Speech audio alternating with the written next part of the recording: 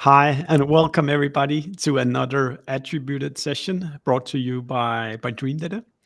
Today we have a panel lined up to discuss something of what is probably one of the most important marketing, like practical marketing activities you need to do when you do B2B marketing. That is making sure that you actually work with the right audiences when you run your ads, when you run your campaigns. How do you select such an audience? Does it need to be your ICP? Do you need to speak with sales? How do you actually make sure that the ads reaches the audience? How do you orchestrate the whole process? That's what we're going to be talking about today. And luckily, it's not just me who have to figure this out. I have some very smart and very like real world experience people here with me today. That instead of me introducing them, I'll just hand over the word to you guys, which I'm really thankful that you took the time to take part of this. Liam, can you start out and just give us the 1 minute story about yourself and the work you do at Cognism? Yeah, cool. It's great to be back again, Steffen. Thanks for having me again. I'm the VP of Paid Acquisition at Cognism. Essentially, in my role, I have to work extensively with audiences, obviously trying to get the most from our paid spend, manage all of our digital marketing platforms like LinkedIn, Facebook, Google, everything else that kind of sits underneath that remit. So I work for Cognism. For those of you who don't know what Cognism is, we're the leading sales intelligence revenue platform for European data. So essentially, if you're in a sales team, a marketing team, or a revenue operations team, ultimately, like we give businesses the ability to gain valuable insights and access to account data or contact level data that helps them build up better audiences and actually prospect and hopefully get better results. And if to talk about audiences, I at least chuckle quite often when I see your ads, and perhaps we can get something into about how you decide on messaging for which people and so forth later. Yeah. Alexei, you want to do a quick introduction to yourself as well? Yeah, for sure. Hi, everybody. My name is Alexei Ivanov. I'm the team lead for paid media at Moss. I've been at Moss for the last almost 3 years. And since I've been at Moss, we've really scaled up our marketing channel. And one of the key aspects for us was obviously focusing on different channels such as like paid search and paid social. And I think audiences are extremely important for us. And Moss, we're a spend management platform. We provide business credit cards and a platform to manage spend. We also process invoices to our accounts payable feature. And for us, we really have to be speaking to the right ICP because we mostly speak with finance folks, and the messaging has to be clear and concise and really chosen to the right audience. So yeah, excited to be here and discuss how we do that. Thanks, Steffen. Thank you, Alexei. And Mathilde, you're the last one. Hey everyone, I'm Mathilde. I am part of the Dimension team at Oyster, and our team is mainly responsible for the growth and building brand as well for Oyster in the global employment category, which is still quite new and growing.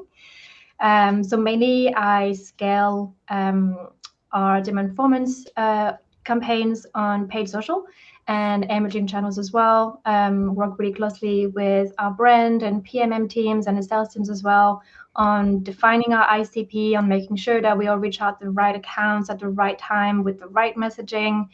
And for those who don't know Oyster, we are a global employment platform. And we help companies hire talent anywhere. So say you find a great candidate that you want to hire in another country, but you don't have a legal entity, then we help with that. We also offer global payroll services and global contractor management services. So yeah, that's about us. Fantastic. Thank you so much. We should probably start by just getting everybody on the same page. So kind of reaching some kind of shared agreement about when we talk about B2B audiences, what are we actually talking about? Liam, do you want to give the first shot at what's a B2B audience and what do we use it for? Yeah, throw me in it there, haven't you? So that's the big question, isn't it? So I think I'd always start with like your standard marketing audiences, right? So we work with our revenue team to define historically who has been the best converting, what is the best sort of makeup of an account, whether that's by region, by the segment, who are the sort of primary contacts that you see in Salesforce, being people that convert to MQL, the people that convert and keep the deal moving at SCO level, and ultimately who's the final decision maker at close one. Like having a real clear idea of who that audience is, and then building out your personas off the back of that is stage one. I think where it gets messy is probably stage two, is like, how do we take those personas and then translate that into the paid media side of things? So a good B2B audience for us is one that takes our existing first-party data and then is most accurately reflecting that within all the paid channels. From a prospecting perspective, like reaching the right audience with the right message at the right time, including the level of seniority we want to see those ads. And then I guess from a retargeting perspective, it goes even deeper. It's actually then trying to move those audiences throughout the funnel so that we can hopefully drive better return on investment. I think it's just really important to have like all of that mapped out so that you can ultimately like try and deliver better value for the business. Yeah, that's one good split. At least this one is the, what can you say, the preparation, where you just work without limitations and just stitch together the list. And then step two is then how do we actually deliver our ads in front of them. Alexei, how do you go about building the initial list at Moss? Yeah, that's a great question. I think my definition of B2B audits is simply be who the sales team wants to speak with, right? And usually that's very tight parameters, right? Because sales team wants someone who's ready for a conversation. But in the marketing world, we want to generate leads as much as possible. So we kind of have to balance those out. So initially, how we build those out, I love the scientific approach, Liam, that you kind of outlined in terms of who's converting the best. But what we do is, and I think that's one of the reasons why we use Dreamdata, is that we use what we do is we sync Salesforce basically to LinkedIn and Google like via Dreamdata. And basically what we want is to be touching the same accounts that our outbound sales agents are going to be speaking with. And I think for me, that has been very crucial, because before, how would I usually do it was I would upload manual lists every month, and these would be outdated within a week, right? It would just be like, I'd be like, oh, you're reaching accounts that we have lost or we have pulled in, and it's just like, okay, why are we wasting our ad spend on companies that we don't need to be reaching? And so for me, yeah, just having that ability to sync the CRM to the platforms is, I think, basically the way we should be working. But I also realized that smaller teams probably don't always have the ability to do that. And that's why I think Dreamdata is important for that, because B2B marketing teams aren't always the biggest. And now I've gone on a big tangent there, but I think that's just the way I kind of view building like B2B audiences, especially how it relates to Dreamdata. And one more thing that I might add is, we obviously do like paid search campaigns, and those are very hard to define our ICPs in, right? We're bidding on keywords, we're not bidding on audiences. So it's, but that's one of the things I like about B2B marketing is you can have these multiple different touch points, and then I could see it in either a conversation with a salesperson or on Dreamdata that our outbound LinkedIn warm-up campaigns have touched someone who was Googling a certain keyword. And I think that's really where the magic comes to. So yeah, sorry for taking up such a long time there, but I think, yeah, it was just on top of my mind. Nice. Mathilde, how do you go about doing the text, the preparation of the textbook work about who gets into your audiences? And do you also have to align it with sales, or can you just do your own work without speaking with the sales team? Yeah, no, it's very similar to what Liam and Alexei said. We do make sure that we aligning with our sales team. We have as well like an ABM approach to make sure that we all reach the same accounts. And having worked with Dreamdata through like fueling that list into LinkedIn and other channels been really helpful. But apart from that, when we are trying to do more not independent, but when we want to find new accounts for our outbound team as well, we would typically look into working with LinkedIn on like the platform data. So making sure that the criteria that we use when it comes to targeting job titles and industries and company size really match very closely to our ICP. But also one thing that I would recommend to anyone is uploading a list of your customers into LinkedIn and building predictive audiences out of that. That's always very successful for us. And also just because you need to use that list to exclude from any campaigns that you run to make sure you're not wasting any ad spend on targeting customers. But overall, we seem to all be using very similar tactics. Very good one with the. I have not tried building a similar audience with our customers, but we do also run an exclusion audience to save money on not advertising towards people who are already customers of ours. But maybe we should just drill a little bit more into this. Why is this, like, knowing your audience is so important? Because, like, for me, it's kind of we have seen drastic improvement whenever we've become better at defining the audience, whether that's inspiration from who is our ICP, or if it's a specific job title that we're targeting, then the messaging needs to change and so forth. So I'm a little bit putting words into your mouth, but Liam, what's been your experience, like practical experience with building audiences, and when does it work and when can it go wrong? So we've like, really good question. We're probably on, like, at Cognizant, we're probably the hyper end of like segmentation, right? And what I mean by that is we previously tested job titles. So we worked with sales on like, what are the job titles of people that we really want to work with? And we find that it could be quite niche actually, and it's quite limiting. And so we were losing out on actually being able to reach all of the category buyers that can actually influence deals. So we went down the route of targeting departments. So we break out our personas and then we focus on the departments using LinkedIn's targeting. I think Mathilde touched on it there, the account-based approach. So we use Cognizant's data and we export all the contact lists, and then we overlay that with LinkedIn's existing data as well. And that gives us better cut through for obviously all of the ads as well. I think where it becomes interesting is we've also broken those departments out into different levels of seniority. And so we engaged our revenue operations team here. And so we looked at the first party data, and then we looked at the job titles in LinkedIn, and we find correlations between the two. And we just completely segmented them out. So we have different messages now towards somebody who we call an IC, who could potentially be somebody who is like an end user, actually possibly a champion, so like entry senior manager. And then we target ICP, which is your ultimate decision makers, where we've got director, VP, and C-suite execs. So, and we found a lot of success in breaking those out. I think one of the key things for us is we really started to use the audience penetration metric at scale. So like, this is obviously quite a recent metric that was introduced in LinkedIn, but we love that because it means that we can start to make better decisions around how we budget.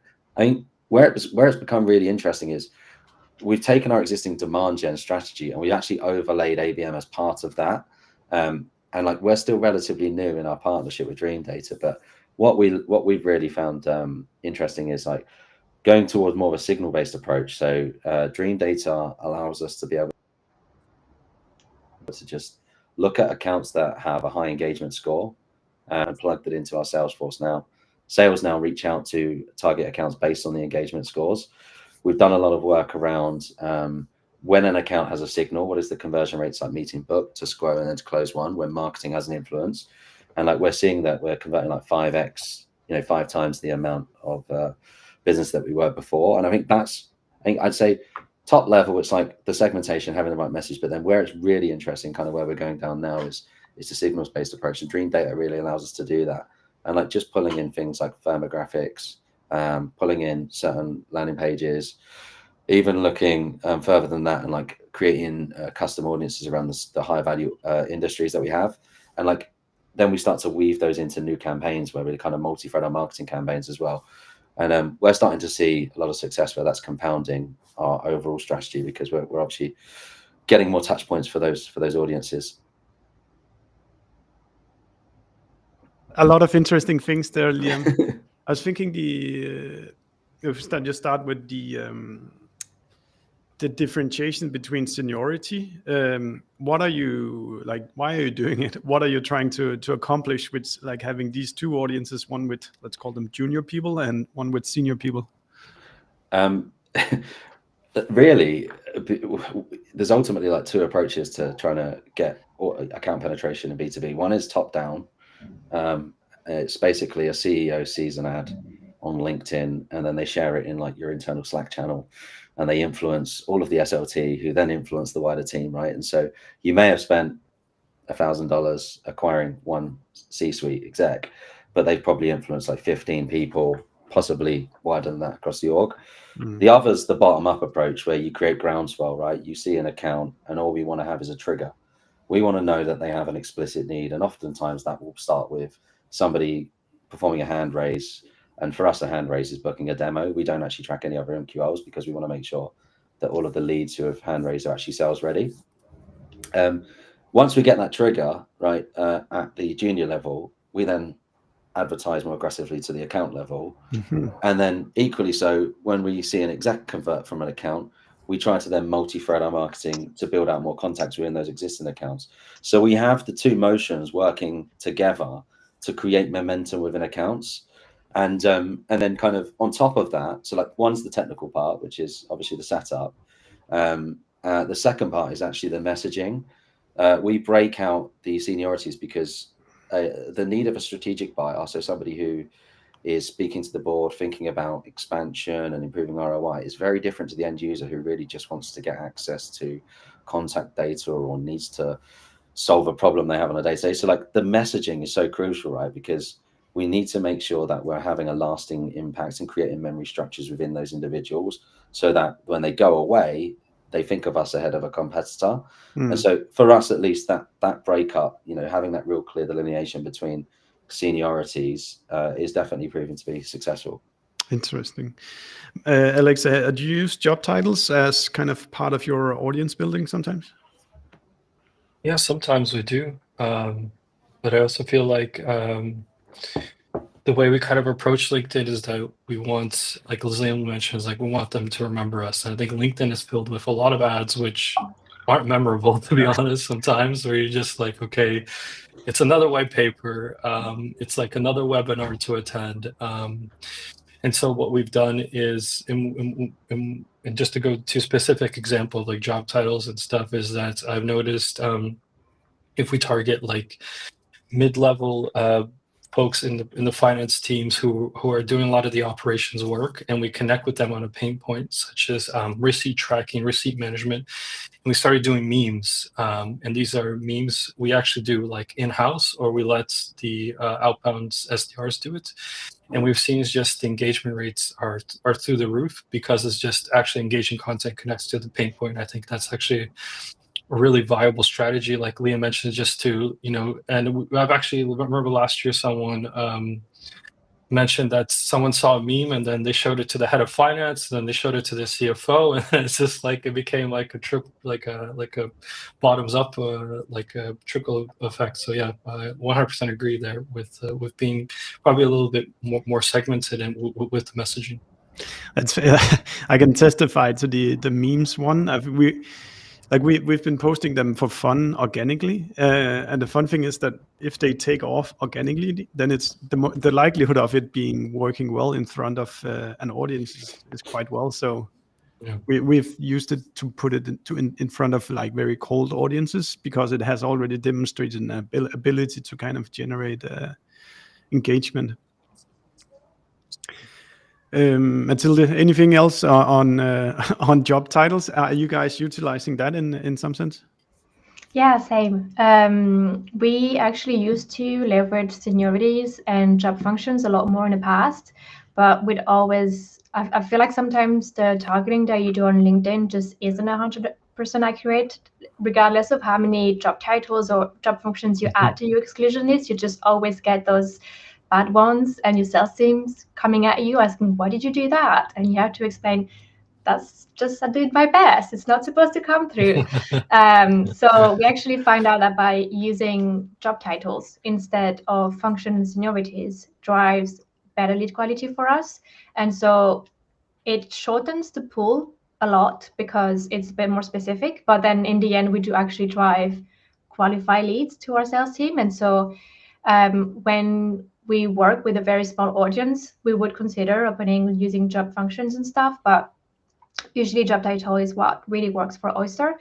And so we just have a very strong, similar to what Liam was saying, we work really closely with our ops team in analyzing who are the contacts in our Salesforce that are associated with deals, what are the job titles, and just like using that to target, because sometimes you realize that job titles that you wouldn't have thought actually had influenced the deal, and you do need to be speaking with them as well, which is always a very interesting discovery. So definitely do the work of figuring out who is your ICP, but also who are your champions and who is influencing the deals, because that does open your eyes a lot. Yeah, that's quite cool. Just like very practical. You could probably take the last, I don't know, 50 or 100 deals that you can see you've won in the CRM, and just look at the job titles associated with the deal to kind of pick up some inspiration of like who you should be running ads towards. As we're going through this, I realized this very quickly becomes a very LinkedIn specific one, because it's the biggest network where you can insert company or account audiences. So if we let's just continue down the LinkedIn rabbit hole for a while, because I think a lot of us that's where we will execute our audiences. If we talk exclusions, or how, Liam, you said a little bit, making sure that you have your textbook audience and then you have reality. I think a lot of good stuff can be done with exclusions. And when we talk about guarantee, you actually reach the right people. How does the audience exclusion to do look like when you set up something new on LinkedIn? Mm-hmm. Yeah, good question again. So what we did at first was we started out, and there's a common theme here. We try and plan out in Excel or on a Miro board what we're trying to do beforehand. And so we were thinking about like, what are the go-to-market plays that we want to coordinate with sales? And so before even thinking about exclusions, we thought about the inclusions and then the different tactics we wanted to deploy. But something that come out of that was obviously a really robust exclusion list. So we have a number of different brands that we manage as part of the Cognism group. So firstly, ultimately, like you start with the brands.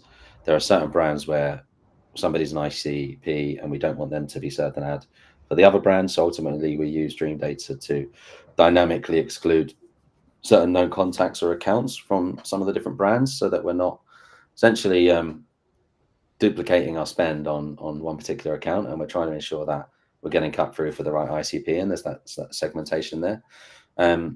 For anybody that is ultimately a known customer for Cognism, for example, we exclude them from our brand ads, and that's because we're trying to use all of the budget that we have to try and reach new people, right?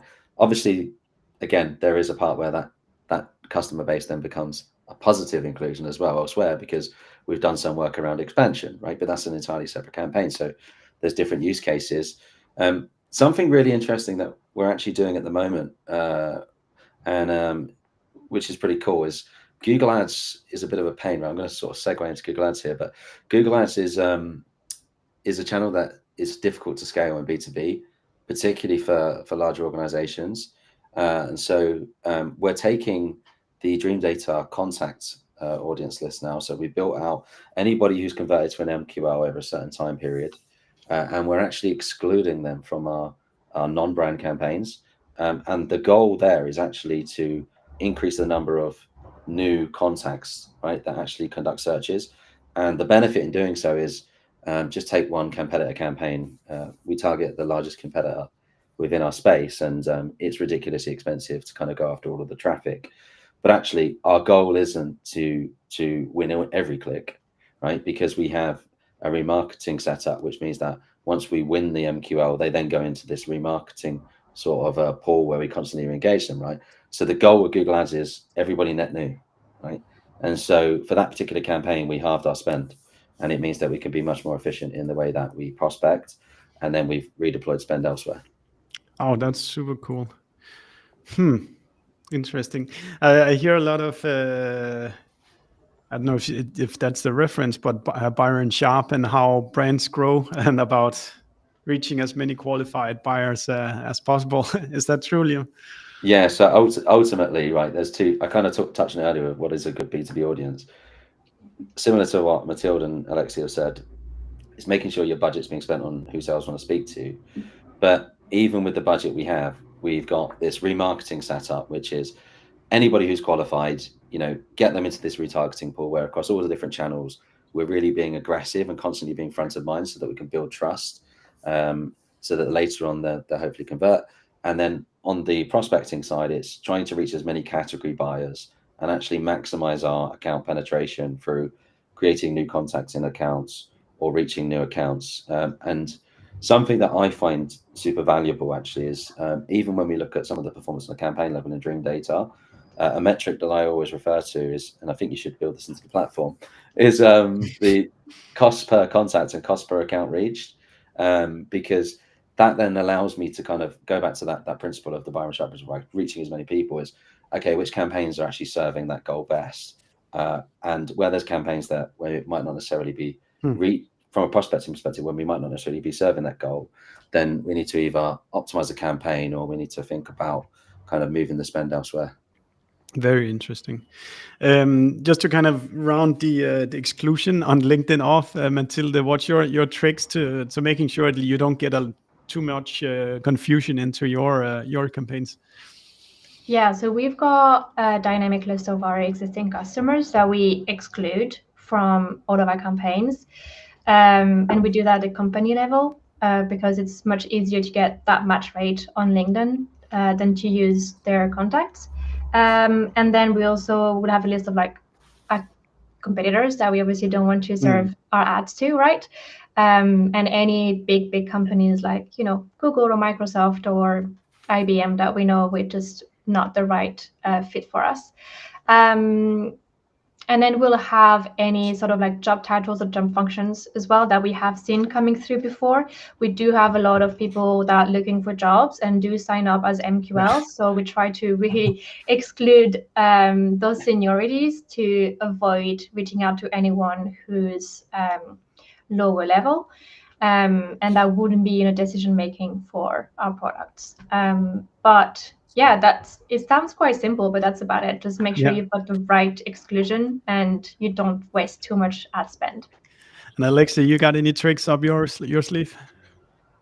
Yeah, I actually don't. I mean, I've been always going with the same exclusions that we don't want to target like junior level interns and stuff like that. So I think we always exclude those, and obviously customers. But my thing with LinkedIn, I think it was already touched upon, was that the targeting is never perfect. You could exclude juniors, and somehow you look at the audience demographics, and what do you know? It's your second biggest audience somehow. So there's definitely some ambiguity to that, but I also think that also allows maybe for broader audiences. And maybe that goes to say that LinkedIn doesn't need to be fully excluded. I don't know, but maybe there could be some broader audiences that could be reached if you're not so entirely focused on the ICP. And I think that discussion around the ICP, you kind of maybe sometimes kind of just become this loop where you get smaller and smaller and smaller audiences, and then you're not reaching new accounts, as Liam said. So I sometimes hesitate with doing too much exclusions because I actually do want to reach as many people as possible, as Liam has mentioned. So, yeah. That's actually that's probably a good good rule of thumb as well. Kind of how large do you want your audiences to be, Alexei, normally? Usually like 50 to 100K, but I'm still such a. It's still not fully set in my mind whether I want like super small or not, because the campaigns that have had the most success were the bigger ones where I've like not been super strict on ICP. because, like, for example, and correct me if I'm wrong, somebody please on this panel, correct me if I'm wrong about this, but I'm pretty sure the CEO title doesn't fall under normal ones. They fall under business development. It does. I don't know. Correct. And if you do, if you want to target the CEO, you target the whole sales team essentially. Yeah. So that's one of those nuances that you have to keep in mind. I think it's interesting with the audience size as well. You have to think about how the algorithm works, and like the smaller you get, the less opportunities to bid for an auction gets. And if you want to squeeze in exactly between is it 300 contacts that is the lowest or something that size, then you have to pay a premium to hit there, even though you actually don't know whether it's the perfect audience you have set up or not. Just from the top of my go ahead, Lim. I was just going to build on that as well. So we've been guilty of going down the route of being too narrow at one point. And actually, operationally, the challenge that you face is you're constantly changing out ads frequently, because you're trying to make sure that they're not fatiguing and that people are staying engaged. And then that actually becomes a massive timestamp for yourself and your team, just to keep those new creatives in there, so everybody's seeing a new variation. So I would suggest, similar to what Alexei was saying, like, don't go too niche if possible. Try and keep it a little bit broader. But I think ultimately it also depends on the budget that you dedicate to the campaign, and also what your objective is. For account-based marketing plays, we have some one-to-one plays where ultimately, like, it's a really small audience, and we want to basically get everybody in the account who's of value to us to see the ad. So it all depends on what the campaign objective is. But if you're talking broad category level targeting, then I would definitely echo what Alexei said, not go too narrow. Yeah. From my kind of exclusion list also goes, just from the top of it, most LinkedIn reps will tell you kind of you can have recent or permanent location, where kind of recent, if people are traveling and they at some point set a foot in Germany, then the next however long period they will still appear in Germany. So you can switch that to permanent. So it's only that location where they're permanently based that you want to be targeting. And then I utilize the size of the companies quite a lot, as we know quite a lot about how big or small we want these customers to be. So I always both kind of include and exclude most campaigns to make sure that the audience hits the right size of customers. When I go ahead, Mathilde. Go back to what we were saying about audience size, it's quite interesting because we actually tend to have smaller audience sizes. I tend to target between 3,000 and 10,000 in terms of audience sizes, because we've done a bit of everything. We've had broader audiences, and I understand what you mean, Liam, about needing to then update your creative so frequently, but I don't know what your frequency looks like in terms of delivery, but ours is still quite low when we had a small audience. And so we just need to like build that up further. We've done some analysis with our LinkedIn team showing that in average, the accounts that we win have 9+ impressions. And so we're just trying to build that impression frequency as much as possible. And when we have an audience that's too big, we end up with a like 1.2, 2.3 impression frequency, which is just really low in the end, because you're not sure what that timeline looks like. So I think there's like, again, it depends on what you're trying to do, but there's a case for everything, I would say. Yeah. Oh, that's super interesting. Is that the Nielsen study that you've done? Yes. Yeah, we've had the same study done. But I agree with your point. And just, I think it's also, sorry, just Steffen jumping in there. It's also important to think about what our strategy is. So we've got a demand gen strategy where we serve content through several different buckets to the same audience. So we might have 5 campaigns targeting the same audience. And again, similar to what you just said, Mathilde, we optimize towards that frequency between 9 and 13, because we know that there's a correlation between somebody converting to MQL. So yeah, 9 and 13. Let's just repeat that. Yeah, we know that through essentially a year ago, we did going back to the top of this call, like what is an audience in B2B, right? It's somebody that your sales team want to speak to, and it's somebody that fits your ICP. We did that analysis from a regional, an industry, from a segment, and a persona standpoint. And we got to the point where we knew that we were too broad at that point. So we really narrowed it down. And then we planned how many campaigns we had live and the different objectives. And we overlaid those based on an underlying audience. Let's just take sales as our one persona. We would have 5 campaigns targeting somebody in sales who's in a senior role. The same would be done across all the other roles. But the goal there was to move from a frequency of like 1.8 or 2 to between 9 and 13, because we know that directly correlated with conversion to MQL. And to echo Mathilde's point, we've seen excellent results from doing this. But I think you need to do the work to have those benchmarks so that it anchors everything that you're doing.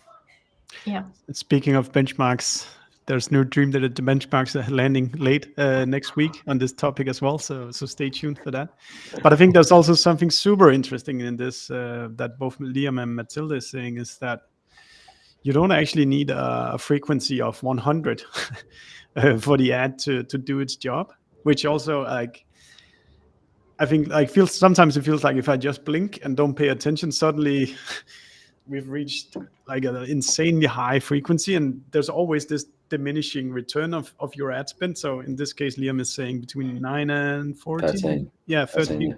But that also means that if one person has seen the ad this many times, then number 14, 15, 16 is going to have less impact. How do you guys work with the monitoring of the audience? Then what are the things that you're studying to keep it effective? Mathilde, you can start. Oof, good question. Keeping a really close eye on it, and kind of it goes back to changing your ads. I guess once like the impression is quite high and you see that account or your audience not necessarily converting, then maybe it's time to move it to a different stage of the funnel, and maybe they need more educative content, maybe they need more social proof to consider you as a potential product or service. And so it's just about keeping a pulse on what's going on. Are you seeing the click-through rates dropping as well? Are you seeing return going down? And just adapting with content. And one thing that's super key is always having lots of different content and not just sticking with, oh, we're just going to showcase all of our case studies this month and next month all of this. It's just, no, you need to have a lot of different content that serve different purposes for all of the different audiences. Because even if you're trying your best, and that's something I've done in the past, which I've learned doesn't really work, is a narrative funnel is just really, really hard. Like it's like in your head, you're like, oh yeah, I'm going to build a big audience pool and then retarget it every step of the way. That doesn't work. It just ends up being very expensive. And I think LinkedIn must have done some studies, and it just shows that people just don't remember like the cadence and don't remember the order in which they saw things regardless. So just making sure you've got diverse content that speaks to different things and addresses the pain points and finds solution and show your USB and social proof, and you should be good as long as you've got a diversity of content. Nice. Alexei, how do you want to monitor your audiences and their efficiency? I think that's a tough question for me, because I think we are quite search dependent. So I like to think of audiences in two different kind of view lenses. So there's like the ICP audiences that you could upload to LinkedIn, and that's the outbound team has the different sales tools that you have different contacts. But for us, it's also search terms. For example, like business credit card search terms in UK, I think, is that an evergreen audience? I don't know. Is it going to be the same people searching? Probably not. So we kind of have like a fresh stream of companies coming in. They're not always going to be an ICP.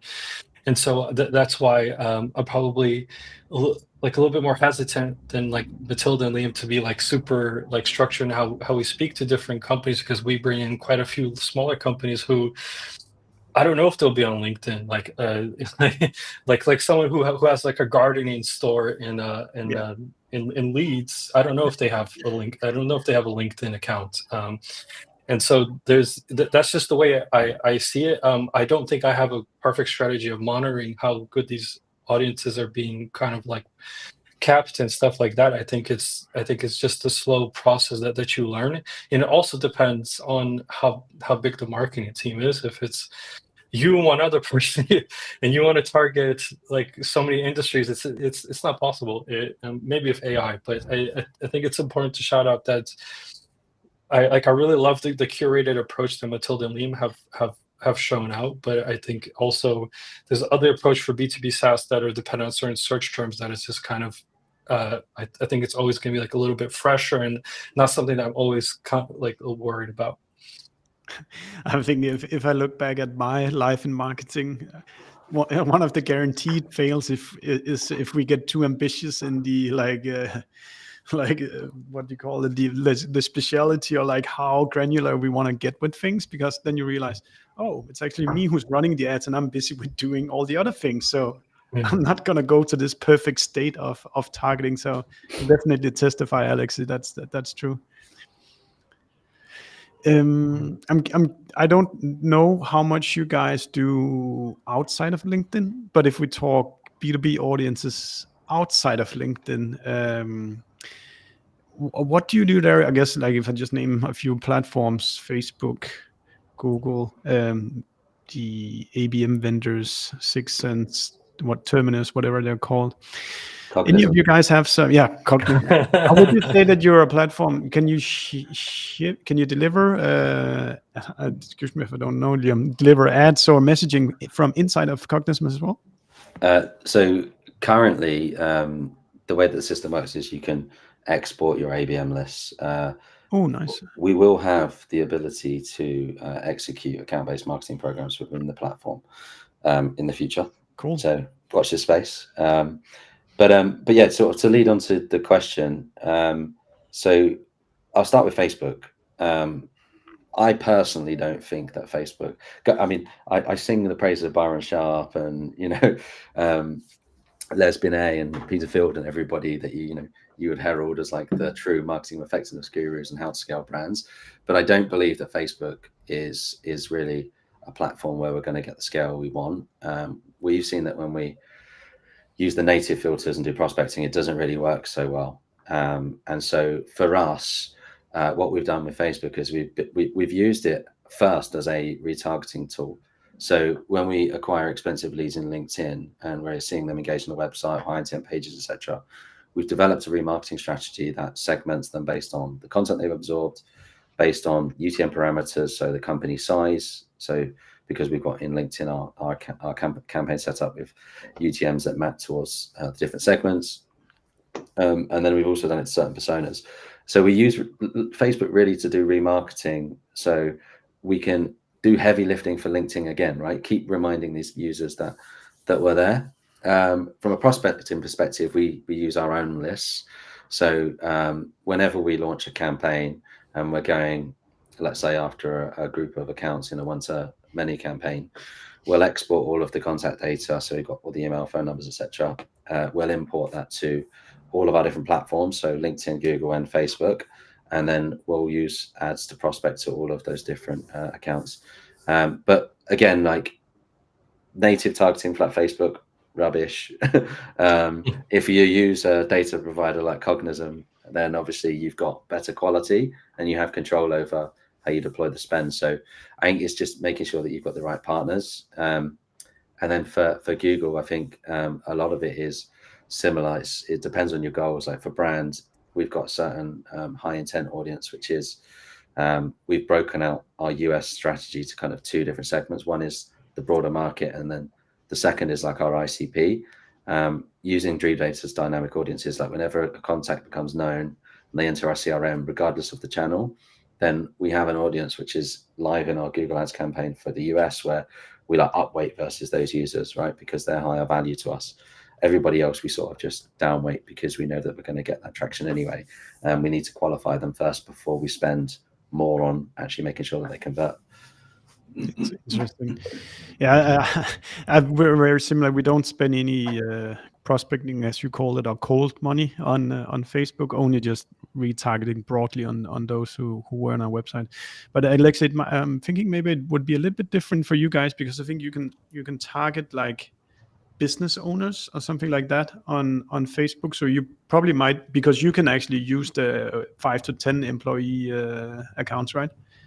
Yeah, I think that's always an interesting question. On Facebook and Meta. But like before I was at Moss, did 2 years of B2C Meta advertising, so I like have quite a lot of experience managing that type of thing.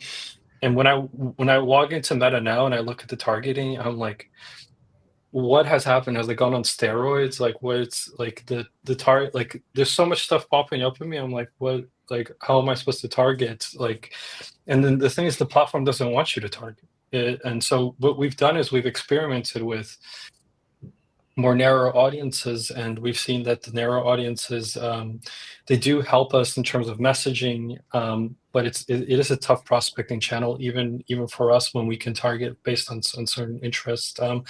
However, I think like to be successful at Facebook, you have to spend like 5,000 euros a day or something for the algorithms to fully line up in terms of optimization. So that's a lot. Mathilde, what about do you guys do any plays on Facebook? No, very similarly. We have used it in the past for prospecting, and our cost per lead was actually pretty decent, but none of them would like go down the funnel. They just wouldn't convert. So we've stopped that, and we're now considering using it for retargeting purposes as well. Yeah. We do think our audience probably is on Facebook because there's so many active groups in the HR space, and we are primarily targeting HR folks. So we think they would be active, but if only we could target based on groups, right? That would be great. Other than that, it's just really tricky. Yeah. So no, we know, but yeah, maybe something that they will eventually get to. It's funny how like both Facebook or Meta or Google, if they just would add an account concept to their platforms, we would be throwing money at them. Anybody also, who had any success with Google display ads? We have not, but no. In theory, you should be able to utilize that as well. We run quite a lot of display ads as well on Google, and same, we actually do have a lot of traffic, a lot of conversions, but again, those just don't convert down the funnel. So I think a lot of maybe bots are just being brought and maybe not genuine accounts. But again, I think it's something that could be worth doing for more brand activity. And I'm not as expert on Google, but I wonder, like, is there like a really good and strong retargeting ecosystem there between the different platforms? So YouTube, Google, display, it would be quite interesting if you'd be able to run campaigns across those different ones. I seem to remember you can run ads on YouTube and then use that audience on Google search. But yeah, I think it's still a bit untapped and unclear really what the performance there would be. Yeah. Liam, do anybody use like large scale contacts from Cognism and then try to upload them to the ad platforms and then target people? Yeah, I was about to sort of go into that. So we do that whenever we launch any account-based marketing program. So we upload all of the contact lists to all of the platforms. We're basically, there's a couple of things. First thing I want to go back to is the display piece. So we have display for retargeting, right? Because the idea is that we want to make sure that Cognism's brand is front of mind in environments where we can't reach them, say on LinkedIn or Facebook. So if they go onto an important industry website, Forbes or whatever, then we want to be able to kind of retarget them. So we do that anyway as a matter of course. I think the way that we measure it is really important though. So like, we're not trying to get direct conversions from these ads. We're just trying to make sure that we're generating impressions for our target ICP. And then actually we're trying to get people back to the website to kind of feed them back into our traditional retargeting. The way that we use prospecting lists is similar, right? So from Cognism, we create specific account lists with the contacts from within those accounts, and then we point our ads to all of them across the different ecosystems like YouTube, Google search, and then also display ads as well. I think the difficulty you always have is measuring them on an individual platform basis. We tend to look at it from an outcome-based perspective. right? Because if you've got like when we run campaigns and we have like a coordinated approach where we use email outbound from sales, we've got display, LinkedIn, Facebook, YouTube, all in one. At the time, it's always difficult to find a conclusive answer from each of the platforms. What's worked amazing, but in the post-campaign analysis, we find that actually in doing that and adopting that coordinated approach, then we have a lot of success. And that's actually one of the things we say to a lot of our own customers. Marketing's there to do the heavy lifting for sales. It's all about broad reach, trying to nurture and warm up those leads so that they're sales ready. And so by introducing as many touch points and getting that penetration as high a level as you can, then you can more successfully do that. What we often find with audiences is some businesses, they try to go way too niche and they try to use an audience only in one place. And then actually like they measure it just on that single platform and they forget to take a step back and think about what were they really achieving, what was the objective, what was the outcome. So I think there's also a piece around audiences and how you measure it. But yeah, to go back to your point, we do use prospect to list to a great extent.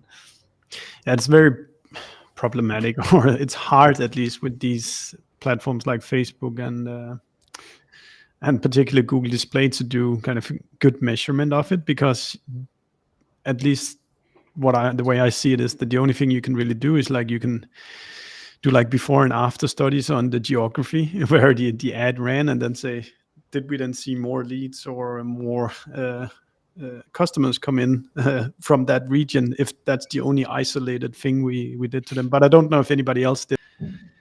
No, we did the same. Yeah. Dark light testing, yeah. Okay.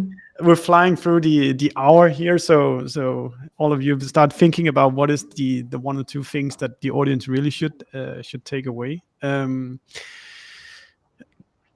Maybe just to kind of, what should we do? Well,